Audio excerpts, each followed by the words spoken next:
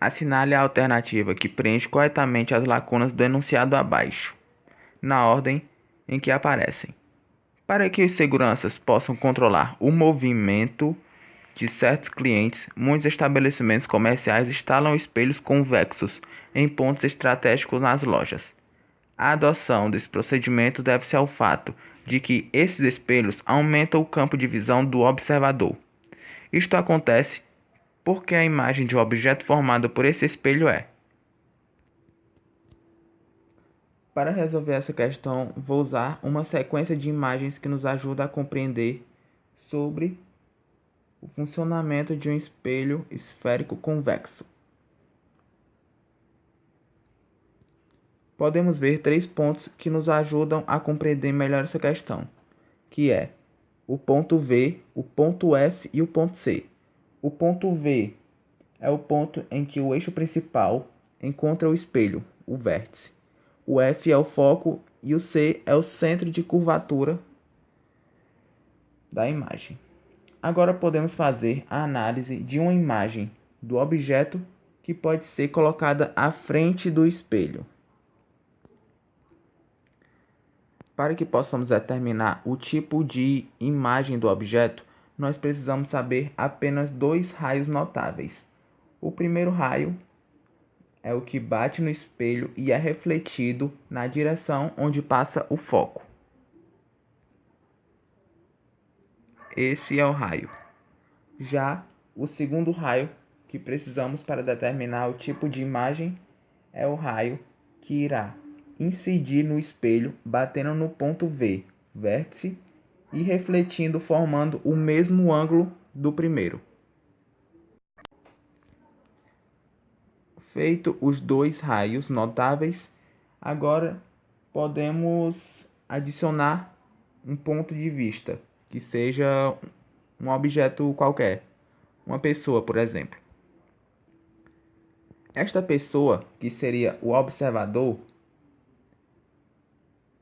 colocado na frente do espelho, ele não veria os raios se cruzando. Ele teria a impressão de que os raios vêm de um ponto em comum, que se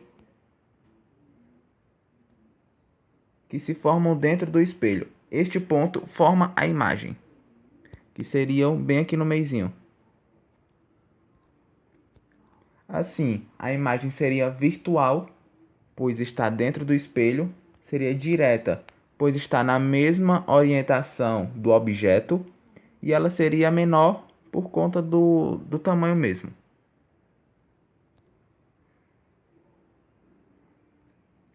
Voltando para a questão, o único item que apresentam a característica de imagem virtual direta e menor é o item A.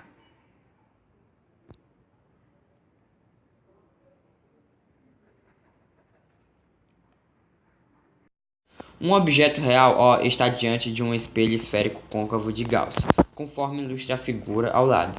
A distância entre esse objeto e sua respectiva imagem conjugada é de... Quando ele menciona espelho esférico côncavo de Gauss, já lembramos da equação de Gauss. 1 sobre F igual a 1 sobre P, mais 1 sobre P'.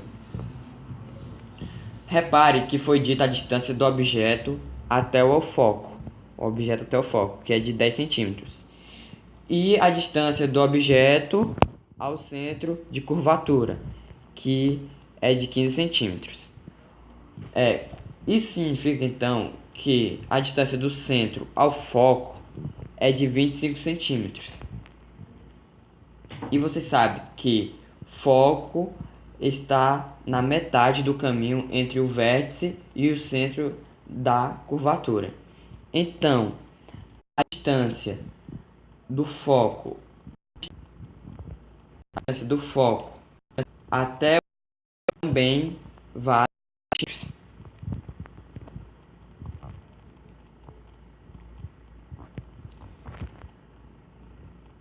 Achando a distância focal do espelho, com isso serve para a gente chegar à distância do objeto direto até o espelho, que no caso seria 25 centímetros, mais os 10 centímetros até o objeto, que daria 35 centímetros.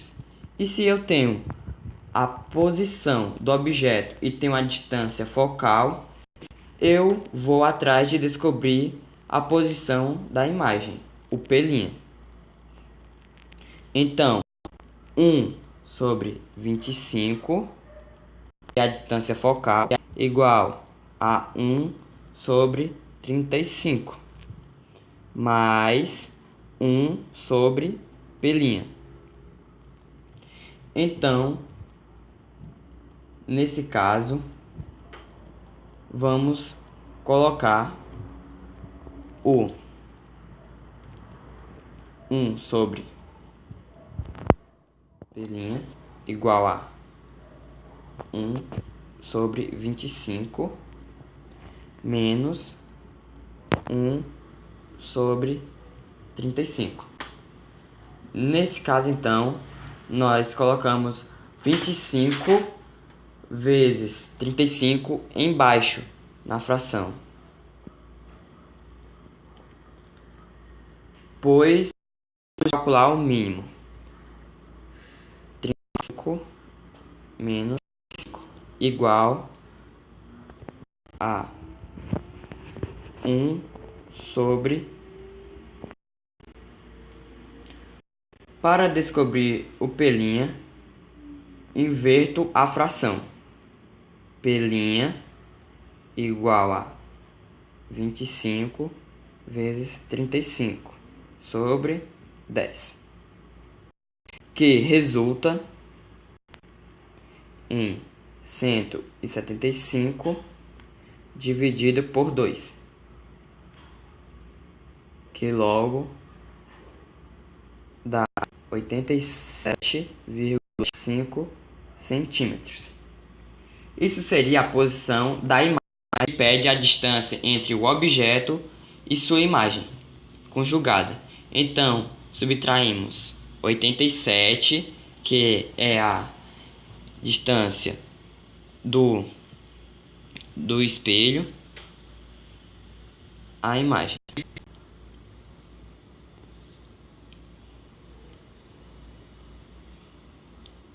87,5 menos 35 centímetros, que resulta em 52,5 centímetros. A opção correta seria D.